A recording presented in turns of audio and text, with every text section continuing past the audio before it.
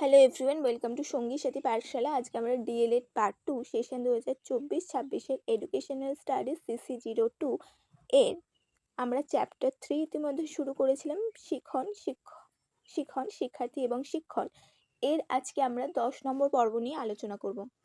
আজকে আমাদের 10 নম্বর পর্বের প্রথম প্রশ্ন হচ্ছে, শিক্ষণ কৌশল বা শিক্ষণের উপায় বলতে কী বোঝো? শিক্ষণ কৌশল বা শিক্ষণের উপায় বলতে বোঝায় এমন পদ্ধতি, কৌশল বা উপায় যার মাধ্যমে শিক্ষার্থী সহজ, দ্রুত এবং কার্যকরভাবে জ্ঞান, দক্ষতা, আচরণ অর্জন করতে পারে। সহজভাবে বলা যায় যে শিক্ষাকে গ্রহণে সহজ, ফলশ্রুত করার জন্য যে বিভিন্ন পদ্ধতি আমরা ব্যবহার করি তাকে শিক্ষণ কৌশল বলা হয়। এই শিক্ষণ কৌশলের উদাহরণ হলো পর্যবেক্ষণ করে শেখা, অনুকরণ করে শেখা, অনুশীলনের মাধ্যমে শেখা, আলোচনা বা প্রশ্নের মাধ্যমে শেখা এবং অভিজ্ঞতার মাধ্যমে শেখা। এগুলো হচ্ছে আমাদের প্রধান শিক্ষণ কৌশল। পরের প্রশ্ন হচ্ছে, শিক্ষণের উপায় বা কৌশলগুলিকে কয় ভাগে ভাগ করা যায় ও কী কী? শিক্ষা মনোবিদগণ শিক্ষণের উপায়গুলিকে প্রধানত দুই ভাগে ভাগ করেছেন। এক হচ্ছে ব্যক্তিভিত্তিক শিক্ষণের উপায় বা কৌশল, দুই হচ্ছে দলগত উপায় বা শিক্ষণ কৌশল। এরপরে আমরা দেখব যে ব্যক্তিভিত্তিক শিক্ষণ বলতে কী বোঝো। ব্যক্তিভিত্তিক শিক্ষণের উপায়গুলিকে কয় ভাগে ভাগ করা যায় ও কী কী? ব্যক্তিভিত্তিক শিক্ষণ বা ইন্ডিভিজুয়ালস লার্নিং বলতে বোঝায় এখানে ব্যক্তি তার নিজের প্রচেষ্টায় শেখে, প্রত্যক্ষভাবে কোনো শিক্ষক বা অভিভাবকের সহযোগিতায় নয়। এই ধরনের শিক্ষণ কেবলমাত্র জ্ঞানমূলক নয়, দক্ষতামূলক শিক্ষণের এর মধ্যে অন্তর্ভুক্ত। অর্থাৎ এইখানে ব্যক্তিভিত্তিক শিক্ষণ কিন্তু অত্যন্ত গুরুত্বপূর্ণ একটি প্রশ্ন, তোমাদের পরীক্ষায় বারবার আসে, বিশেষ করে ইন্ডিভিজুয়ালস লার্নিং এই টার্মসটি ব্যবহার করে। এখানে আমরা মানুষ বা শিক্ষার্থী নিজের ইচ্ছায় নিজের মতো করে কোনো কিছু শিখছে, সেটা জ্ঞানমূলকও হতে পারে, সেটা দক্ষতামূলকও হতে পারে। ব্যক্তিভিত্তিক শিক্ষণের উপায়গুলিকে দুই ভাগে বিভক্ত করা হয়েছে। এক, অনুকরণ, দুই হচ্ছে স্বশিক্ষণ। অনুকরণ মানে আমরা বুঝতেই পারি যে আমরা অন্য কাউকে দেখে দেখে শিখছি, এবং স্বশিক্ষণের আবার চারটি ভাগ রয়েছে। এক হচ্ছে প্রোগ্রাম ভিত্তিক শিক্ষণ, দুই হচ্ছে কেলারের ব্যক্তিভিত্তিক শিক্ষণ বা PSI। নেক্সট 3 নম্বর হচ্ছে প্রযুক্তি ভিত্তিক শিক্ষণ এবং 4 নম্বর হচ্ছে পাঠাগারে অধ্যয়ন। এর পরের প্রশ্ন হচ্ছে, অনুকরণ বা ইমিটেশন কাকে বলে? এটাও অত্যন্ত গুরুত্বপূর্ণ প্রশ্ন, তোমাদের পরীক্ষায় আসার মতো একটি প্রশ্ন। প্রথম পর্বে আমরা দেখি যে শিশুর শিক্ষণ ঘটে অনুকরণের মাধ্যমে। আধুনিক মনস্তত্ত্ববিদদের মতে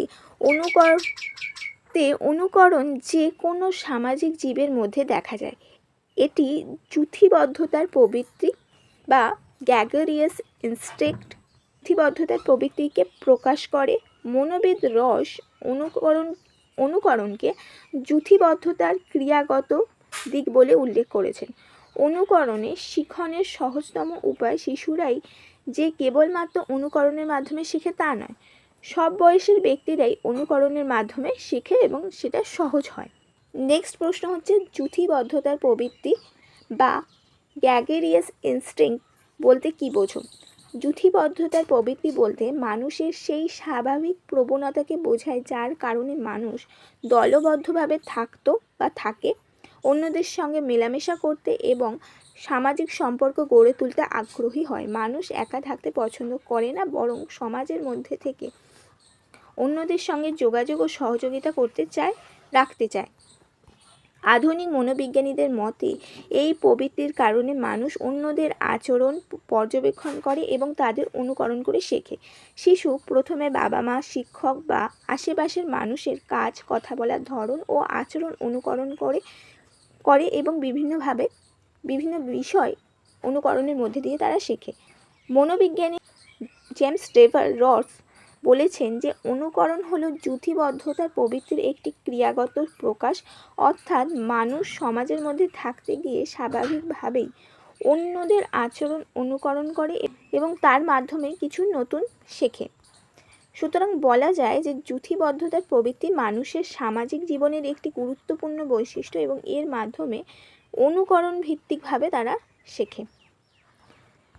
অর্থাৎ এখানে যুথিবদ্ধতার প্রবৃত্তি হলো আমরা একসাথে দল বেঁধে বা জোট বেঁধে থাকার এই প্রক্রিয়াকে বা দলবদ্ধভাবে থাকার এই বিষয়টিকে বোঝানো হয়েছে, যেখানে মানুষ বা শিশু প্রথম থেকে একদল ব্যক্তিকে নিজের চোখের সামনে দেখতে পায় এবং তাদের আচার আচরণ, কথা বলার ধরন, কাজ এবং কোনটাকে তারা ভালো মনে করছে, কোনটাকে তারা খারাপ মনে করছে, কোন কাজটা কিভাবে তারা করছে, সেই সব দেখে তারা নিজেরা অনুকরণ করে সেই রকম করে কাজটা করার চেষ্টা করে। নেক্সট প্রশ্ন হচ্ছে স্বশিক্ষণ বা সেলফ লার্নিং কাকে বলে। এটাও একটি গুরুত্বপূর্ণ প্রশ্ন, তোমাদের 2 নম্বরে এসে থাকে, আবার 7-এর পাঠ প্রশ্নের সাথে একটি প্রশ্ন বা 2 নম্বরের প্রশ্নে যুক্ত করে আসে। স্বশিক্ষণ বা সেলফ লার্নিং বলতে বোঝায় এমন একটি শিক্ষণ প্রক্রিয়া যেখানে শিক্ষার্থী নিজের আগ্রহ, উদ্যোগ, প্রচেষ্টার মাধ্যমে শিক্ষক বা অন্য কারোর সরাসরি সাহায্য ছাড়াই জ্ঞান ও দক্ষতা অর্জন করে। অর্থাৎ একজন ব্যক্তি নিজে কোনো একটি বিষয়ের প্রতি তার আগ্রহ আছে, সেই জন্য সে নিজে পড়ে, সেই বিষয়ে নানা বিষয়বস্তু, বইপত্র, তথ্য খোঁজ করে, অনুশীলন করে এবং নিজের অভিজ্ঞতা থেকে শেখে। এখানে শিক্ষার্থী নিজের উদ্যোগ, আগ্রহ, প্রচেষ্টার মাধ্যমে অন্য কারোর প্রত্যক্ষ সাহায্য ছাড়াই জ্ঞান ও দক্ষতা অর্জন করে, তখন তাকে আমরা স্বশিক্ষণ বলছি বা তাকে স্বশিক্ষণ বলা হয়। উদাহরণ হিসাবে একজন শিক্ষার্থী নিজেই বই পড়ে নতুন বিষয় শিখছে বা নতুন ভাষা শেখার চেষ্টা করছে, ইন্টারনেট বা ভিডিও দেখে কোনো নতুন দক্ষতা বা স্কিল শিখছে, নিজে অনুশীলন করে কোনো সমস্যার সমাধান করছে, এই সবই স্বশিক্ষণের মধ্যে পড়ে। পরের প্রশ্ন হচ্ছে প্রোগ্রাম ভিত্তিক শিখন বা প্রোগ্রামড লার্নিং কাকে বলে। বিংশ শতাব্দীর প্রারম্ভে আমেরিকান মনস্তত্ত্ববিদগণ প্রোগ্রাম শিখন সম্পর্কে আন্দোলনের সূচনা করেন। প্রোগ্রাম শিখনের উপর প্রথম প্রত্যক্ষ সম্পর্ক দেখা যায় E.L. থর্নডাইকের গবেষণায়। তার মতে, যদি কোনো অত্যাশ্চর্য কৌশলের দ্বারা এমনভাবে পুস্তক রচনা করা যায় যেখানে প্রথম পৃষ্ঠায় যা নির্দেশ আছে তা থেকে দ্বিতীয় পৃষ্ঠার বিষয় বোঝা যায়, তাহলে সেই পুস্তককে বা বইটির দ্বারা ব্যক্তিগত শেখা সম্পন্ন হতে পারে। এই কৌশল পরবর্তীকালে পরিকল্পিত বা প্রোগ্রাম শিখনের মধ্যে দিয়ে বাস্তবায়িত হয়। অর্থাৎ এমন একটি বই রচনা করতে হবে যেখানে প্রথম পৃষ্ঠায় যে বিষয়বস্তু বা প্রথম চ্যাপ্টারে যে বিষয়বস্তু আমরা রাখবো, তা থেকে আমরা দ্বিতীয় চ্যাপ্টারের বিষয়বস্তু বুঝতে পারবো, সমস্যা থাকলে সমাধানও করতে পারবো।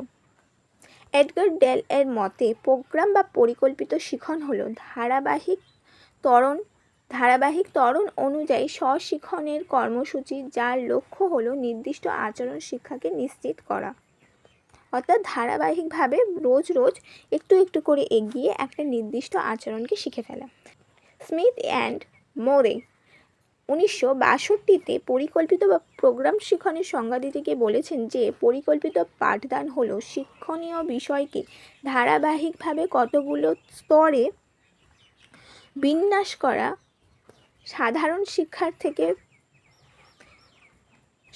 শিক্ষায় থেকে পরিচিত থেকে জটিল নতুন ধরনের নীতি এবং বোধ শিখনের দিকে এগিয়ে নিয়ে যায়। এখানেও বোঝা যাচ্ছে যে ধারাবাহিকভাবে নির্দিষ্ট কিছু স্তর অনুযায়ী আমরা এগিয়ে চলি। আর.সি. দাস এই প্রোগ্রাম শিখনের সংজ্ঞা দিতে গিয়ে বলেছেন 1993 খ্রিস্টাব্দে যে এটি স্বশিক্ষণের একটি পদ্ধতি যেখানে শিক্ষার্থী নিজের ক্ষমতা অনুযায়ী শেখার সুযোগ পায়। পরিকল্পিত শিখনের নতুন জ্ঞানকে এমনভাবে কতগুলো স্তরে বিন্যাস করা হয় যাতে শিক্ষার্থী সহজে নিজে বিষয়টিকে শিখতে পারে। অর্থাৎ প্রোগ্রাম ভিত্তিক শিখন হলো এমন একটি শিখন পদ্ধতি যেখানে বিষয়বস্তুকে ছোট ছোট ধাপে সাজিয়ে পরিকল্পিতভাবে উপস্থাপন করা হয়, যাতে শিক্ষার্থী ধাপে ধাপে পড়ে, প্রশ্নের উত্তর দেয় এবং সঙ্গে সঙ্গে সঠিক উত্তর যাচাই করে শিখতে পারে। এই পদ্ধতিতে শিক্ষার্থী নিজের গতি অনুযায়ী শেখে এবং প্রতিটি ধাপের পরে তাৎক্ষণিক প্রতিক্রিয়া বা ফিডব্যাক পায় কতটা এগোচ্ছে জানার জন্য। নেক্সট প্রশ্ন হচ্ছে প্রোগ্রাম শিখন বা পরিকল্পিত শিখনের প্রধান গুরুত্বপূর্ণ উপাদানগুলি কী। এটাও 7 নম্বরের প্রশ্নের জন্য গুরুত্বপূর্ণ। W.L. শ্রামান 1962-তে পরিকল্পিত বা প্রোগ্রাম শিক্ষণকে সহজভাবে ব্যাখ্যা করার প্রচেষ্টা করেন এবং তিনি পরিকল্পিত শিক্ষণ বা প্রোগ্রাম শিক্ষণের গুরুত্বপূর্ণ উপাদানগুলি উল্লেখ করেছেন। এগুলি হলো: 1. উদ্দীপক বা বিষয়বস্তুকে কতকগুলো ক্রমিক পর্যায়ে বিভক্ত করা, অর্থাৎ প্রতিটি ধাপে পড়া এবং শিক্ষার্থীকে কোনো প্রশ্নের উত্তর দিতে বা কাজ করতে বলা। এর মাধ্যমে বোঝা যায় যে সে বিষয়টিকে বুঝেছে কিনা। প্রত্যেকটি অংশ আমরা পড়লাম এবং তারপরে কিছু কাজ তাদেরকে আমরা দিলাম। নেক্সট হচ্ছে শিক্ষার্থী প্রতিটি পর্যায়ে নির্দিষ্টভাবে প্রতিক্রিয়া করে। প্রতিটি পর্ব পড়ার পর শিক্ষার্থী কোনো প্রশ্নের উত্তর দিতে বা কাজ করতে বলা হয়। এর মাধ্যমে বোঝা যায় যে সে বিষয়টিকে বুঝতে পেরেছে। নেক্সট হচ্ছে শিক্ষার্থীদের প্রতিক্রিয়ার ফল সম্পর্কে তাৎক্ষণিক জ্ঞান পরবর্তী প্রতিক্রিয়ার শক্তি যোগায়। অর্থাৎ শিক্ষার্থীর যে উত্তরটা দেওয়ার সঙ্গে সঙ্গে সে জানতে পারে যে তার সঠিক উত্তর হয়েছে না ভুল হয়েছে, এতে শেখার আগ্রহ আরও বাড়ে। নেক্সট হচ্ছে শিক্ষার্থী অগ্রসর হয়। একটি ধাপ সঠিকভাবে শেষ করতে পারলে শিক্ষার্থী পরবর্তী ধাপে এগিয়ে যায় এবং এইভাবে পুরো বিষয়টি সে শিখে ফেলে। যেহেতু একটির পর একটি ধাপে সে নতুন নতুন কিছু বিষয় শিখছে, নিজের দক্ষতা প্রকাশ করে উত্তীর্ণ হচ্ছে, তখন সে বিষয়টির প্রতি আগ্রহী হয়। নেক্সট হচ্ছে ভ্রান্তি হ্রাস পায় এবং অধিকাংশ ক্ষেত্রে সঠিক প্রতিক্রিয়া করে। ছোট ছোট ধাপে শেখানোর ফলে শিক্ষার্থীর ভুল কম হয় এবং হলেও তা দ্রুত শুধরে নেওয়া যায় এবং বেশিরভাগ ক্ষেত্রে সে সঠিক উত্তর দিতে পারে। এইভাবে ক্ষুদ্র ক্ষুদ্র পদক্ষেপে সে নির্দিষ্ট লক্ষ্য অর্জন করে। সুতরাং বলা যায় যে প্রোগ্রাম শিক্ষণ বা পরিকল্পিত শিক্ষণ এমন একটি বৈজ্ঞানিক ও পরিকল্পিত শিক্ষণ পদ্ধতি যেখানে বিষয়বস্তু ছোট ছোট ধাপে উপস্থাপন করা হয়। শিক্ষার্থী প্রতিটি ধাপে প্রতিক্রিয়া জানায় এবং তাৎক্ষণিক ফল জানার মাধ্যমে ধাপে ধাপে এগিয়ে যায়। এর ফলে শিক্ষার্থীর ভুলের প্রবণতা কমে এবং শেখা আরও সহজ, কার্যকর ও স্থায়ী হয়ে ওঠে। নেক্সট প্রশ্ন হচ্ছে পরিকল্পিত শিক্ষণ এবং পরিবর্তিত নির্দেশদান বলতে কী বোঝো? এটা 2 নম্বরের প্রশ্ন হিসেবে আসতে পারে। শিক্ষণ বিজ্ঞানে এই দুটি শব্দ একই অর্থে ব্যবহৃত হয়। ইংরেজগণ পরিকল্পিত শিক্ষণ বা প্রোগ্রাম লার্নিং শব্দটি ব্যবহার করেন, অন্যদিকে আমেরিকানগণ প্রোগ্রামড ইনস্ট্রাকশনাল শব্দটি ব্যবহার করেন। নেক্সট প্রশ্ন হচ্ছে প্রোগ্রাম শিক্ষণ এবং শিক্ষায় প্রযুক্তি, programme learning and educational technology বলতে কী বোঝো বা কী বোঝানো হয়? শিক্ষায় প্রযুক্তির অংশ হলো পরিকল্পিত শিক্ষণ। শিক্ষা প্রযুক্তি প্রোগ্রাম শিক্ষণ নয়, এটি হলো শিক্ষণ কৌশল এবং স্বশিক্ষণের ব্যবস্থা। এটি নির্দেশদানের প্রযুক্তির সফটওয়্যার ব্যবস্থা যা শিক্ষা বা শিক্ষণের ক্ষেত্রে ইচ্ছাকৃত এবং আচরণের বিন্যাস ব্যবহৃত হয়। প্রোগ্রাম শিক্ষণ শিক্ষাদানের যন্ত্র বা কৌশল, যাকে আমরা হার্ডওয়্যার বা শিক্ষা প্রযুক্তি বলছি, তার থেকে আলাদা। শিক্ষায় প্রযুক্তি বা এডুকেশনাল টেকনোলজি বলতে বোঝায় শিক্ষাকে আরও সহজ, কার্যকর ও আকর্ষণীয় করার জন্য বিভিন্ন পদ্ধতি, কৌশল, উপকরণ এবং প্রযুক্তির ব্যবহার। এই শিক্ষায় প্রযুক্তি একটি গুরুত্বপূর্ণ অংশ হলো প্রোগ্রাম শিক্ষণ বা লার্নিং। এতে বিষয়বস্তুকে ছোট ছোট ধাপে সাজিয়ে নেওয়া হয়, শিক্ষার্থী ধাপে ধাপে শেখানো হয় এবং শিক্ষার্থী নিজের গতিতে শিখতে পারে। এখানে বলা যায় যে শিক্ষা প্রযুক্তি শুধুমাত্র প্রোগ্রাম শিক্ষণ নয়, এটি একটি বড় ব্যবস্থা যেখানে শিক্ষণ কৌশল, স্বশিক্ষণের ব্যবস্থা এবং আচরণ পরিবর্তনের পরিকল্পনা অন্তর্ভুক্ত থাকে। শিক্ষা প্রযুক্তির দুটি দিক রয়েছে। একটি হচ্ছে সফটওয়্যার দিক, এতে শেখানো পদ্ধতি, কৌশল, পরিকল্পনা, শিক্ষণ প্রক্রিয়া বোঝানো হয়, যেটাকে আমরা প্রোগ্রাম শিক্ষণ এখানে সফটওয়্যারের অন্তর্ভুক্ত।